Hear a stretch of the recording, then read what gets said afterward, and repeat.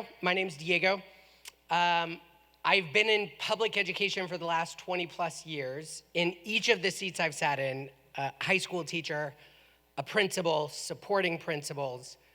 I launched a nonprofit here in Fresno called Go Public Schools Fresno. Michelle is here, who was central as a parent helping me think about that. And now I worked for a national nonprofit supporting schools across the country, and now with the Carnegie Foundation for the Advancement of Teaching. In each and every one of those settings, one thing was abundantly clear. We have set up school to do exactly what school is doing. And we're kind of mad about it. Like, we don't like what school is producing. And so we try and change everything. We try and change the students, we try and change the teachers, we try and change leaders, we try and change textbooks. But the one thing we're not looking at is the actual way that we design school. So we sit at a conference called Measuring What We Value, and I'm going to go through, because Carnegie is the oldest education nonprofit in the country, actually written into law in 1906. We have in our office, it's kind of cool, the signed piece of legislation that made Carnegie. So I'm going to go through and help you understand how we actually built this to look exactly like it looks today. And then 3 ways that at Carnegie we're trying to change that I think are deeply in line with what many of you in this room are trying to do. Oh, there we go. Great, that's the mission of the Carnegie Foundation. I'm not supposed to give any talk without putting this up there. You all can read. Something that's pretty cool about the Carnegie Foundation, we started back in 1906, but it's actually birthed some of the longest standing things that we know about education. So TIAA-CREF, the pension fund, actually started as a Carnegie endeavor. The GRE, that assessment, started at Carnegie.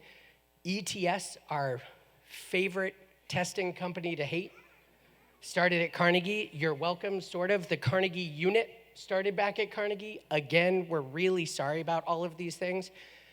But each one of them was deeply needed when it was built and accomplished a really important thing, and yet has wildly outlived its time, and yet still drives what we're doing in schools today. So I'm going to talk about 3 different efforts. Before I do any of those, I'm going to give you a little history lesson. I did used to teach high school history, so I promise I'm going to try and make this part short. But I'm going to talk to you about 3 different things that at Carnegie we're doing to try and move, to change what we measure, to measure what we value, and to transform school to do that. We're doing work to move beyond the Carnegie unit. We're actually working with ETS to try and get them to change how they assess. And then we're working in higher education to change the Carnegie classifications. Okay, I put this on the slide. I was going to make this like a little pop quiz. This is called the Committee of 10. Can we just do a quick, can you raise your hand if you know what the Committee of 10 is? Okay, look at that. So these 10 lovely, all-white men were brought together in 1892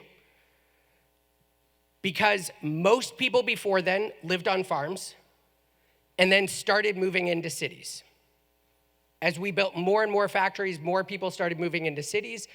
We now had a gigantic problem in schools, which is everyone had gone to one-room schoolhouses, where you basically just empowered a teacher who is teaching multi-grade students in mixed age, mixed subject area classrooms. And that individual teacher did the best he or she could.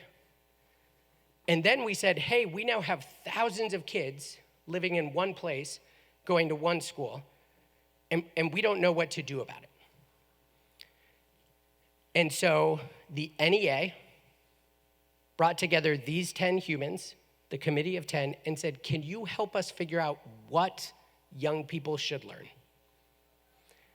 If you look at who's on that list, it's elite high schools, elite private high schools, and elite universities.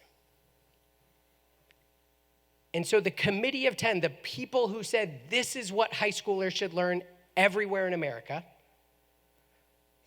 were people who came from elite institutions and said, that's what we should learn.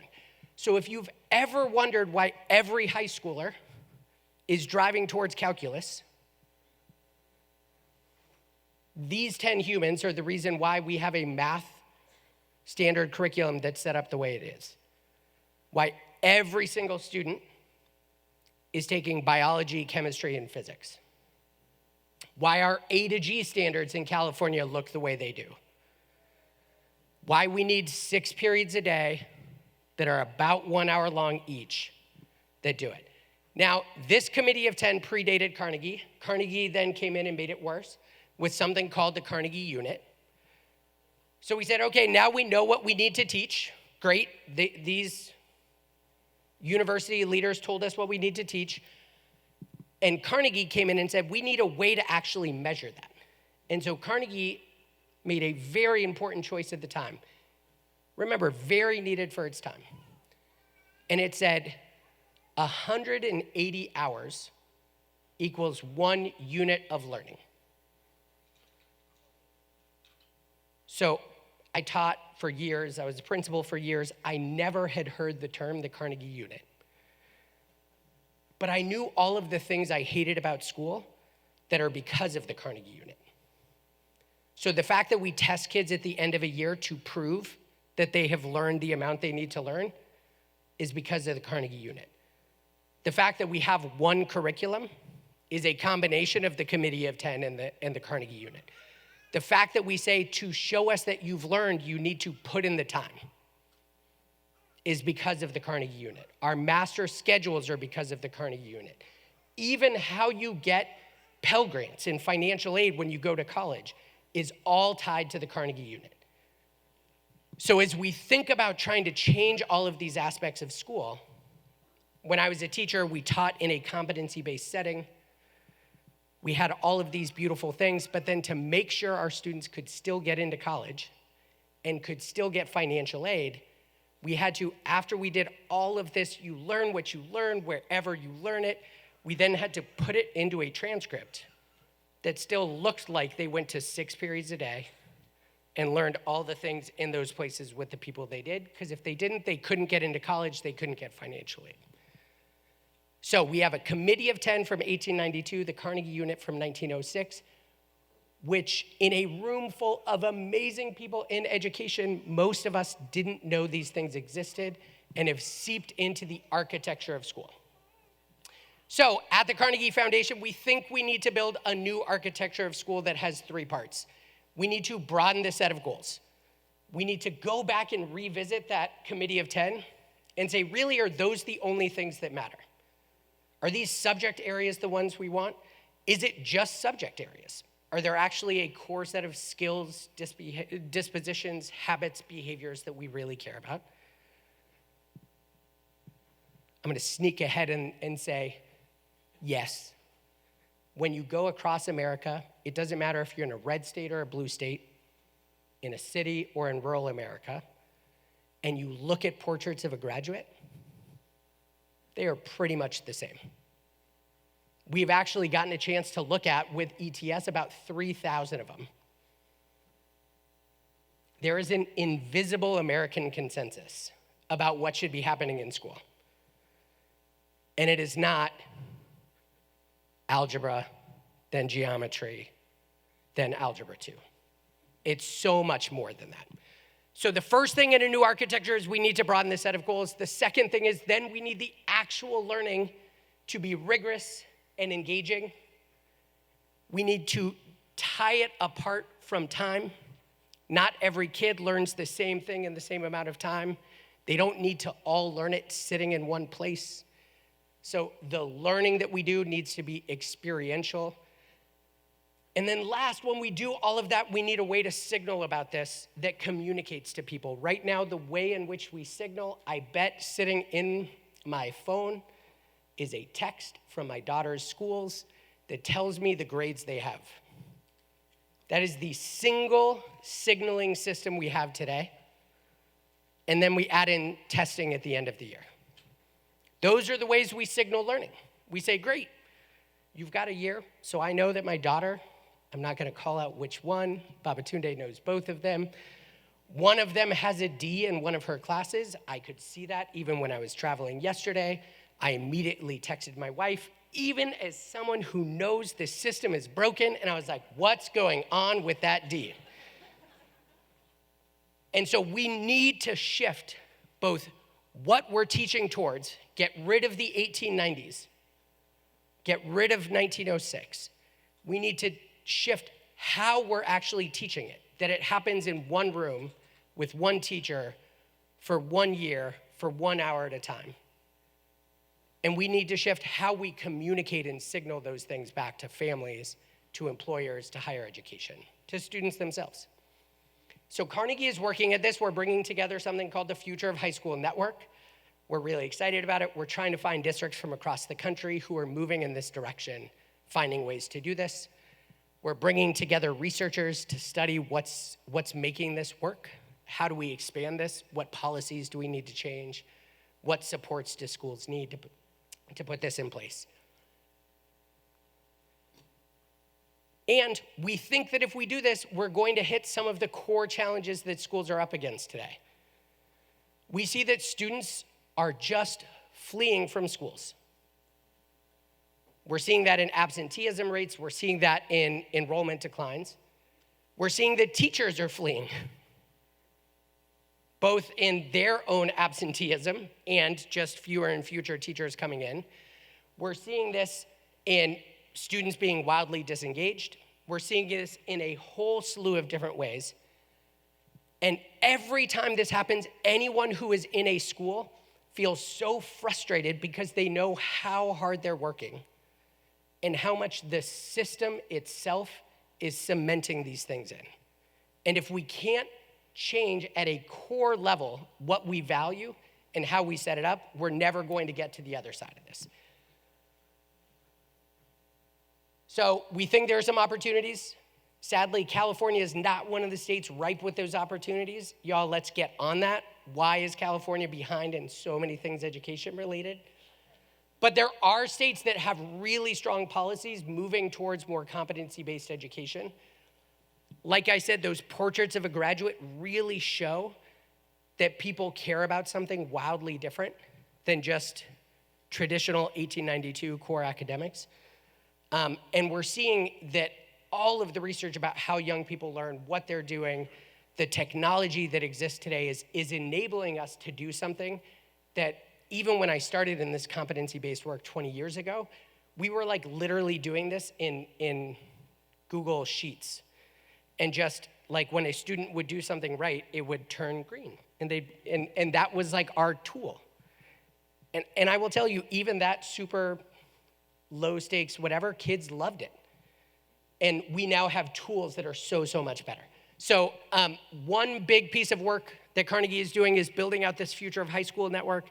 Many of you in this room, I bet, are doing pieces of this in your own setting. We are so excited to learn about this, to magnify this, and to support people who are moving in that direction.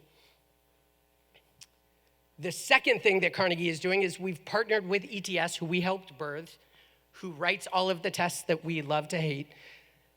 And ETS also sees the writing on the walls that people love to hate them.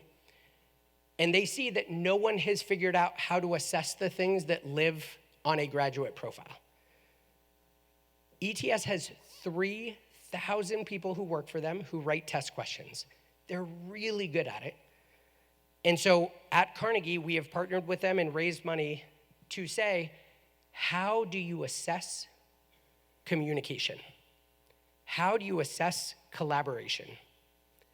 Don't give us yet another paper and pencil test to take at the end of the year to say, are you a good collaborator?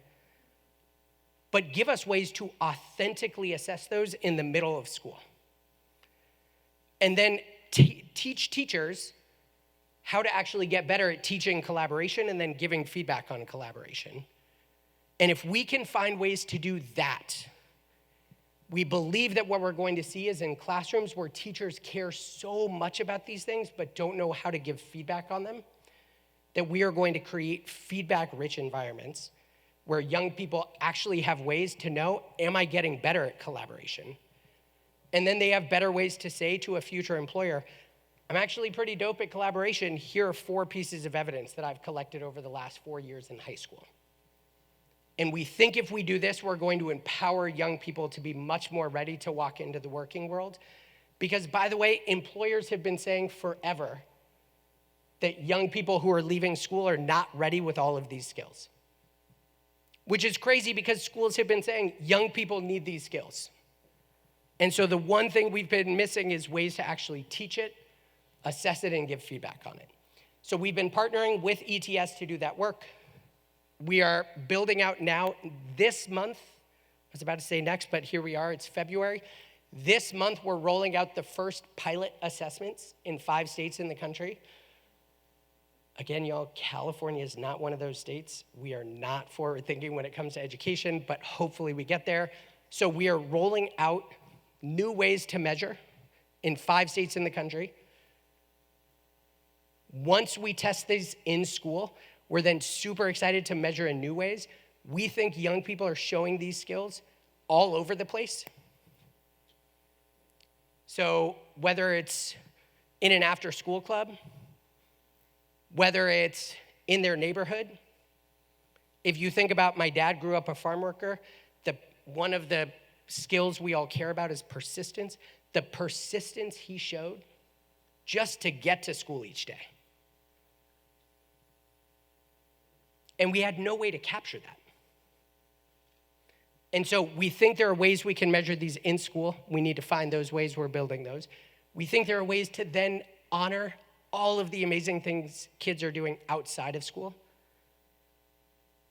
And then once we have those, it's going to give us the ability to actually say to young people, there are new insights we can share with them about all of this. And then all of this can hopefully be captured in something that looks like a transcript to replace the one piece of feedback I currently get every day at 3:32 from Bullard High School.